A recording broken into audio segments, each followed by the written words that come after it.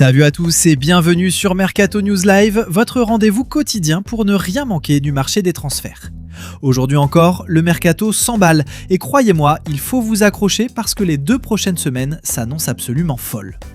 Les dossiers avancent à toute vitesse, certains se ferment, d'autres s'ouvrent et nous, on est là pour tout décortiquer, dossier par dossier. Installez-vous confortablement, on démarre tout de suite. On démarre avec une info qui vient tout juste de tomber, et cette fois c'est complètement officiel, confirmé par les 2 clubs, Jed Spence quitte Tottenham et s'engage avec l'Inter Milan. L'opération est chiffrée à 35 millions d'euros, un joli montant pour un latéral qui n'a pas toujours eu la vie facile à Londres ces dernières saisons. Détail important à souligner, le joueur anglais ne signe pas pour quelques mois, mais bel et bien pour le très long terme. Son contrat avec le club Nerazzurro court jusqu'en juin 2031, preuve que l'Inter voit en lui un investissement durable et pas seulement un renfort de circonstances. Une belle opération pour Tottenham qui récupère une somme conséquente pour un joueur devenu excédentaire dans l'effectif des Spurs et un joli coup pour l'Inter qui met la main sur un profil polyvalent et jeune pour renforcer son couloir droit sur les 6 prochaines années. Dossier bouclé, acté, officiel, rien à ajouter de plus si ce n'est de suivre l'intégration du joueur en Serie A dans les prochaines semaines. Deuxième dossier chaud, et celui-là dure depuis des mois maintenant. Bradley Barcola. L'ailier parisien pourrait bel et bien quitter la capitale cet été, et les dernières déclarations de son entraîneur Luis Enrique en conférence de presse ne font que confirmer cette tendance. Interrogé sur les joueurs susceptibles de partir, le technicien espagnol a été très clair dans son message. Un joueur qui n'a plus le sourire à l'entraînement ou en match, il vaut peut-être mieux trouver une solution ailleurs. En clair, le coach parisien ne retiendra personne de force, à condition évidemment que l'aspect financier convienne au club. Et du côté de Liverpool, la mécanique est bel et bien enclenchée. Cela fait des mois que nous suivons ce dossier ici sur la chaîne, depuis mai, puis juin, puis juillet, et maintenant on est en plein mois d'août. Et la tendance est claire, la confiance grandit semaine après semaine du côté des Reds. Le feeling est de plus en plus positif concernant une arrivée de Barcola sur les bords de la Mersey. Les discussions directes sont en cours entre les 2 clubs, l'accord avec le joueur, lui, est déjà acquis. Il ne manque plus que l'aspect financier entre les 2 institutions pour boucler le tout. Alors attention, il ne faut pas s'attendre à un dénouement immédiat. Aujourd'hui, aucune avancée majeure n'est prévue et même demain, ça semble compliqué. En revanche, dès la semaine prochaine, les contacts vont reprendre de plus belle entre Liverpool et le PSG. Barcola reste la priorité numéro 1 des Reds sur ce mercato et ce dossier promet d'être l'un des plus suivis de ces prochains jours. Et qui dit arrivée de Barcola à Liverpool, dit forcément mouvement en interne. C'est là qu'intervient le nom de Cody Gakpo. Pour rappel, en juin et juillet dernier, quand Tottenham s'était positionné sur l'international néerlandais, Liverpool avait fermé la porte, refusant catégoriquement de le laisser filer. Le message était limpide, le club veut conserver son joueur. Mais la situation pourrait évoluer. Si Barcola débarque effectivement du côté d'Anfield, cela pourrait ouvrir la voie à un départ de Gakpo, avec Tottenham comme destination privilégiée. Sur le plan personnel, tout semble déjà réglé entre le joueur et les Spurs. Aucun problème de ce côté-là. Reste l'aspect financier, exactement comme pour le dossier Barcola avec le FC Barcelone. Si Liverpool parvient à un accord financier pour récupérer l'ailier français, alors les discussions entre Tottenham et Liverpool pour Gakpo pourraient elles aussi s'accélérer rapidement. 2 dossiers liés, 2 dossiers à suivre en parallèle.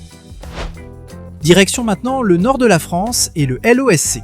Ayoub Boadi n'est pas titulaire aujourd'hui pour le match du club nordiste face à Everton, et ce n'est clairement pas anodin. Le jeune milieu de terrain est désormais à un pas de rejoindre Manchester City, le dossier est extrêmement avancé, l'accord avec le joueur est déjà finalisé, et les négociations avec Lille sont elles aussi à un stade très avancé. Le seul point qui retarde encore l'officialisation, c'est que Manchester City souhaite d'abord finaliser certains départs dans son secteur du milieu de terrain avant de confirmer cette arrivée. Petit changement de calendrier à noter. Alors qu'on évoquait initialement un transfert programmé pour l'été 2027, tout indique désormais que Boadi rejoindra les Sky Blues dès cet été, un dossier à suivre de très près dans les prochains jours.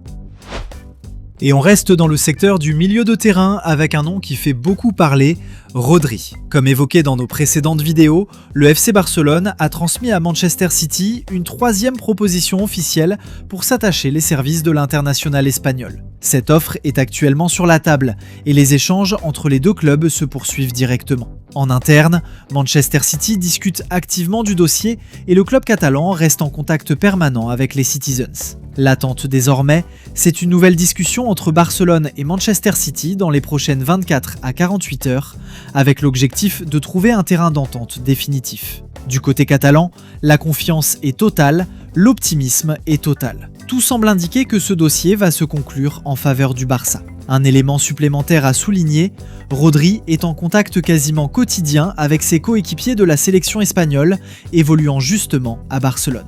Et le message qu'il fait passer est sans équivoque, il souhaite rejoindre le club catalan. Il attend cette opportunité, il l'espère, et tout porte à croire que ce dossier pourrait connaître une avancée décisive dans les prochains jours. Troisième offre déposée, négociation directe en cours, le feuilleton Rodri est plus chaud que jamais. Changement de dossier, direction Chelsea, avec un rebondissement notable autour d'Enzo Fernandez. La fenêtre de sortie évoquée verbalement ces dernières semaines s'est refermée hier. Concrètement, Chelsea n'accepte plus la moindre offre calée sur le montant de 120 millions de livres sterling qui circulait jusque-là. Le club londonien reprend donc totalement la main sur ce dossier. Qu'est-ce que cela signifie concrètement ? Si Manchester City souhaite retenter sa chance dans les prochains jours pour recruter le milieu argentin, les Blues ne sont plus liés par l'accord tacite passé avec l'entourage du joueur, accord qui fixait justement ce montant de 120 millions de livres. Ce pacte, qui existait jusqu'à hier, a donc expiré. Résultat, Chelsea serait désormais tout à fait satisfait de conserver Enzo Fernandez et de continuer l'aventure avec lui. Cela dit, le dossier n'est pas totalement clos. Manchester City reste en contact quotidien avec l'entourage du joueur, aujourd'hui encore, comme hier, comme avant-hier. La porte n'est donc pas complètement fermée. Mais la donne a changé, c'est désormais Chelsea qui fixe le prix, qui fixe les conditions et qui décide de la suite. À moins qu'une proposition vraiment convaincante n'arrive sur la table, les conditions discutées depuis le mois de mai ne sont plus d'actualité. Un dossier à suivre, mais clairement rééquilibré en faveur des Blues. Direction Newcastle maintenant, où un dossier vient tout juste de se conclure. Le club anglais a officialisé aujourd'hui l'arrivée d'un latéral en provenance du Benfica. L'accord est total, l'opération est bouclée pour un montant fixé à 35 millions d'euros.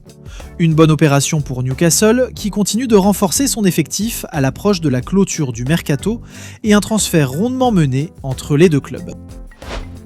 On termine ce tour d'horizon avec un dossier à surveiller de très près, celui de João Palhinha, actuellement sous contrat avec le Bayern Munich.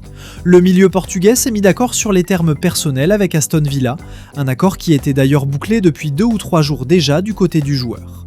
Mais voilà, le problème vient désormais du club bavarois. Le Bayern Munich refuse en effet les conditions actuellement proposées par Aston Villa, notamment autour de la formule de prêt initialement avancée par le club anglais. Un blocage qui laisse la porte ouverte à d'autres formations. C'est justement pour cette raison que Newcastle continue d'appeler, tout comme le Benfica qui explore également cette piste. Deux clubs qui restent donc à l'affût si jamais le dossier avec Aston Villa venait à capoter. Pour l'instant, la situation est simple à résumer. Le joueur a un accord personnel avec Aston Villa, mais sur le plan financier, avec le Bayern Munich, aucune porte ne s'est encore ouverte. Il faudra donc suivre de très près si le club anglais parvient à trouver une formule qui convienne au club allemand, ou si un troisième larron parvient à s'immiscer dans la course. Voilà pour ce tour d'horizon complet du mercato aujourd'hui.